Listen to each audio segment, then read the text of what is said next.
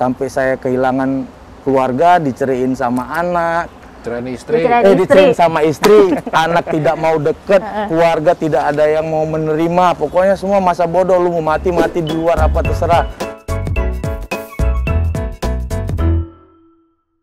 Nah, ini pas banget ya tadi kita ngomongin rehab nih. Kayaknya Dokter Tirta punya temen nih ya. Iya, jadi kita ajak ngobrol ya. Bener dok, bagus tuh. Jadi ceritanya saya itu punya Spri. Kenalnya dulu gara-gara sama-sama jualan sepatu. Setelah mengulik histori, ternyata dia tuh pernah pakai di tahun 90-an hampir 9 tahun.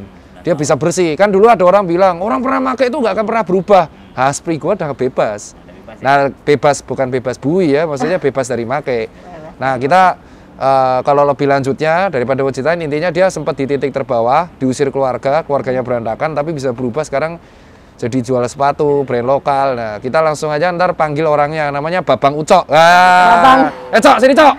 Oke. Hai. Kok ramah, biasa ngegas. Bang Ucok.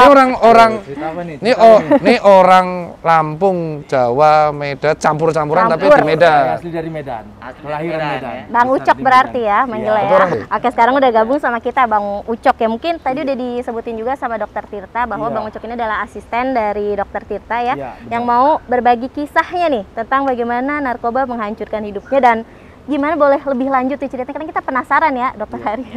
Iya. Jadi awal mulanya dari tahun 93 saya itu udah memakai narkoba. Mulai dari ganja, rohipno, roce, sabu, ekstasi, putau, itu udah sempat saya rasain semua. Semua varian ya. Udah semua saya rasain. Jadi saya mencoba untuk di 2011 saya menikah. Saya berpikir ya dengan menikah rumah tangga atau kita bisa lebih baik lagi. Dan ternyata itu tidak merubah dari semuanya. Tetap saya di dalam pusaran sampai saya kehilangan keluarga, diceriin sama anak, diceriin sama istri, anak tidak mau deket, keluarga tidak ada yang mau menerima, pokoknya semua masa bodoh, lu mau mati di luar apa terserah, kalau lu masih make. Nah di situ saya di 2015 saya hijrah, saya pergi ke Palembang. Tapi itu belum ke rumah adik saya. Karena itu kan adik saya ada di Palembang, tapi saya belum berani ke rumah dia. Karena apa? Karena dia ultimatum ke saya, kalau kau masih make, kau jangan tinggal di rumahku. Kalau kau masih make, tapi kalau kau memang mau niat bersih, ayo, kau mau berobat kemana, aku obatin. Kau mau masuk rehab di Lido, aku biayain, atau kau mau masuk pesantren kemana, aku biayain. Di situ saya 1 minggu di dalam rumah kos yang cukup kecil, yang tidak punya apa-apa sama sekali. Di dalam itu cuman pemanas air doang, kompor kecil sama rice cooker kecil. Di situ saya berpikir, oke, aku siap. Nah 2015 saya dikirim ke kampungnya, itu dia di kampungnya itu di daerah Batu Raja, itu nama tempatnya Lengkiti, nama kampung itu Lengkiti, itu di bawah kaki gunung yang sama sekali tidak ada sinyal handphone. Tidak ada, untuk TV aja juga kita jam berapa ya, jam 6 malam kita baru bisa menikmati listrik.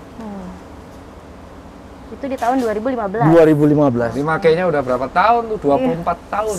93 sampai 2015. 22 tahun pakai. 22 tahun saya memakai. Dan alhamdulillah 2016 saya bisa menyatakan diri saya bersih dari narkoba. Sampai sekarang. Boleh dicek urin, cek rambut, semua cek darah, monggo. Siap Dokter Hari cek. Oh siap dicek ya? Bisa.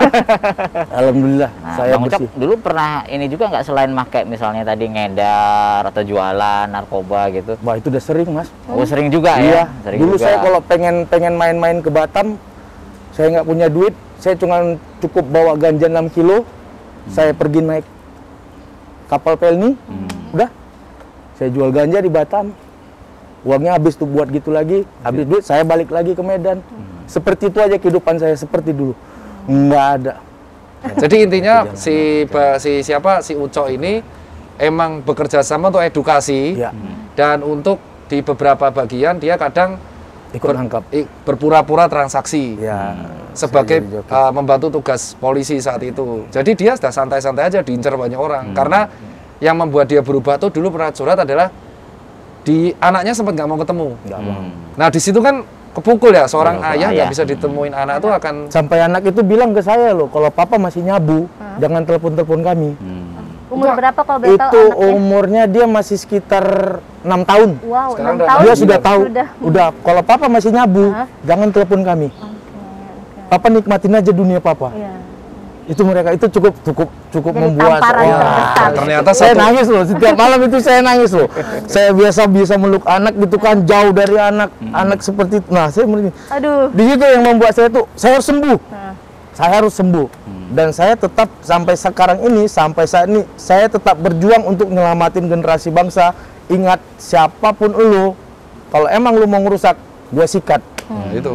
Karena itu udah Dia karena sikat. dia Dia nggak pernah peduli. ngerasain. Udah pernah ngerasain semuanya Ya. ya, dari make, ngedar, Iya. jualan tuh Lu udah jangan semua sampai ya. hancur, Dan bro. ternyata penyebab utamanya itu orang sikat. kalau bisa kan ada orang bilang orang kalau udah bertobat make, dia bisa berubah make lagi walaupun Balik udah lagi. rehab. Ya. Bisa karena Lingkungan. apa? Lingkungan. Lingkungan. Itu Tinggalin lingkungan lu. itu. Tinggalin. Toxic masculinity Tinggalin. dan toxic lingkungannya.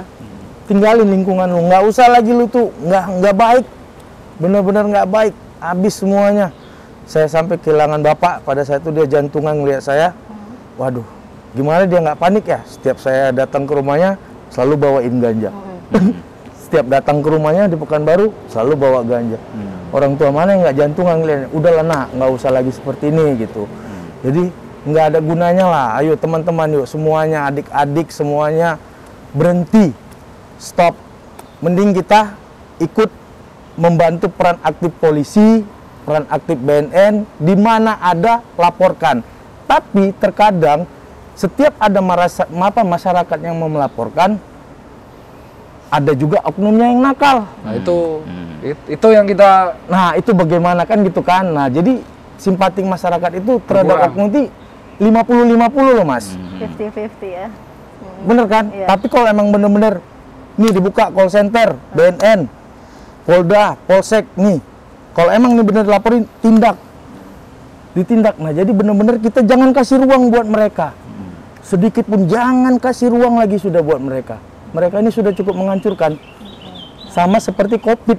Kalau ibarat saya sama seperti COVID. iya, narkoba tuh kayak COVID, Kayak cuman COVID, ya. bedanya ini ada bentuknya. COVID nggak cuma bentuk virus, cuman dia menghancurkan penyakit, menghancurkan organ.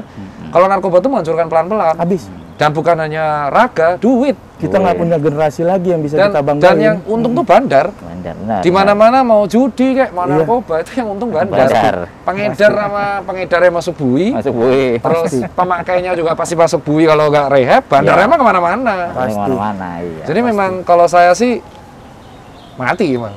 Mati. Mati. Tapi nggak juga, Bos. Yang di Banten, yang di Bandung ini Mana?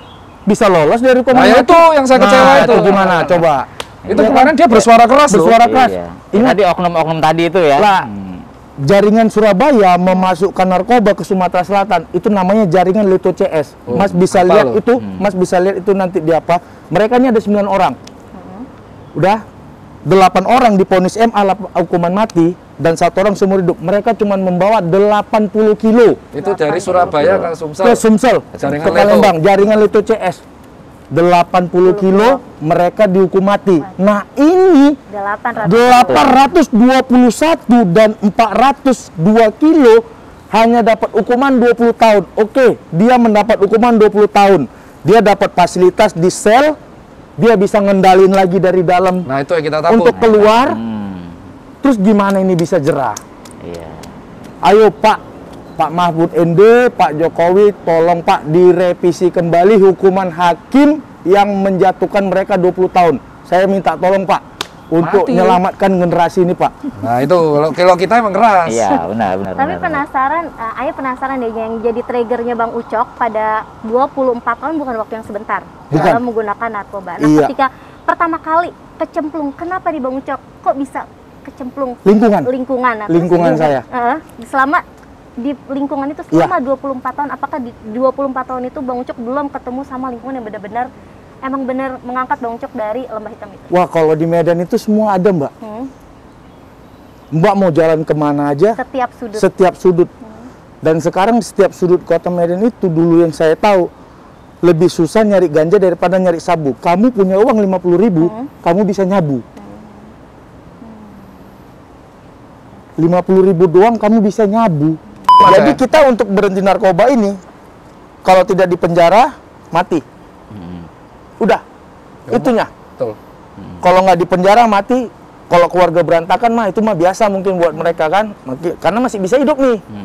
Tapi kalau dia sudah dipenjara, tapi di penjara pun juga bisa make. Iya, benar. Gimana? Iya. Paling ujungnya mati. Nah, makanya lingkungan. Balik lagi ke lingkungan. Nomor satu lingkungan. Setinggi apapun sholat lu, setinggi apapun zikir lu, setinggi apapun niat lu buat untuk baik, tapi kalau lingkungan lu keluar rumah, masih di bawah pohon, orang pada bakar sabu, lu bakalan tergoda lagi, men.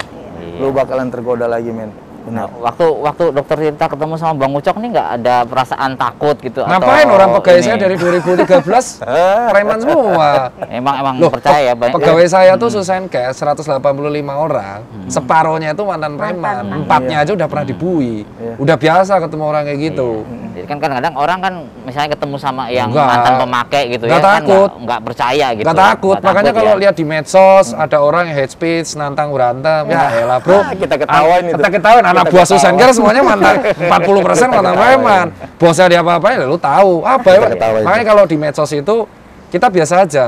Kenapa? Karena pegawai saya itu orang-orang yang mau berubah dan saya udah tahu kelamnya mereka kayak apa.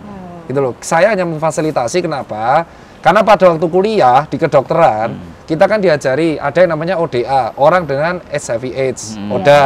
Ada juga orang-orang LGBT, ada juga orang-orang pemakai. Nah, mereka ini ketika asimilasi di defend, karena asimilasi di defend, mereka jadi kembali lagi. Paham kan? Kenapa mereka pakai lagi? Soalnya ketika program asimilasi, warga tuh defend. Nah, karena saya memberi kesempatan, mereka nggak pakai lagi. Gitu caranya. Ya, menyediakan lingkungan yang baik ya. buat Iya, mereka ya. makanya kalau kita bilang para pemakai yang nonton ini, saran saya sih stop. Stop lah. Stop. Nggak ada guna. Karena kamu tuh ngebuat tidak keren. Tidak keren. Nggak keren. Nggak ada keren. Nggak keren. Berhenti. Kalaupun kamu keren, kamu tuh hanya ngebuat bandar kayak raya. Iya. Itu. Kalau mau terlihat keren ya tunjukin prestasi aja. Prestasi ya. Iya. Prestasi. Gitu. Prestasi. Dan kalaupun ini saran nih, dan ini saran dari Bang Ucok juga dulu Bang ngomong. Kalau kamu pembeli tetap sebuah obat dan kamu tiba-tiba ngilang, kamu tuh kalau nggak matikan obat mati karena bandar. Kata bandar. Yo, bandarnya takut dong kalau dia cepu. Iya, Ya. iya. Kamu tuh kalau pakai terus, kamu kan disandra terus sama mereka. Iya. Sekali aja stop order, kelar kau nyawa. Itu ya jadi bahaya. Jadi hati-hati aja gitu. Jadi kalau bisa stop dan nggak ada yang keren. Nggak ada yang keren. Tidak ada kata-kata terlambat untuk berhenti. Dan ingat, ini Tidak ada. pada waktu awal tahun, Tidak ada. saya pernah diketemu sama Pak Fadil Kapolda. Stafnya bilang, ini nggak main-main baru drugs ya. Mau itu artis, mau itu pejabat, disikat semua. Sikat semua ya. Iya. Ini ingat loh, tokoh nasional aja kesikat kemarin. Salah satu, 2 orang suami istri. Barusan 2 minggu lalu artis yang katanya musisi terkenal di sebuah gunung, tangkap juga. Jangan sampai itu tokoh aja kena, apalagi kamu itu. Iya. Nah, gitu. Jadi tidak ada yang dilindungin. Laporin aja.